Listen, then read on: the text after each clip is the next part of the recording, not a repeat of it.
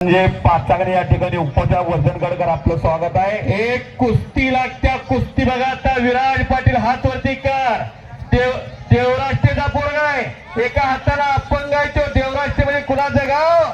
आधुनिक महाराष्ट्राचे शिल्पकार पहिले मुख्यमंत्री यशवंतराव चव्हाण साहेबांच्या गावचा, आणि त्याचा प्रतिस्पर्धी आहे तो विराज राजगे सातारा।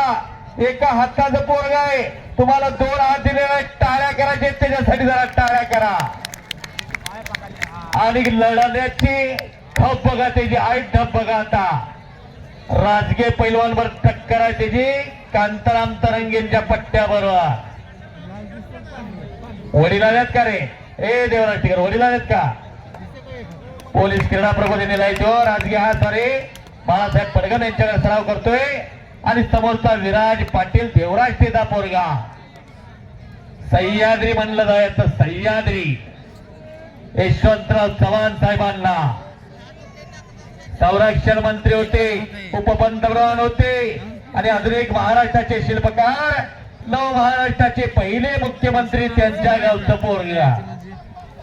आवाज दिला कोकिलेला, पण रूप काढून दिलेला आहे, रूप काढून घेतलेला आहे। कोकिलेचा आवाज किती सुंदर आहे।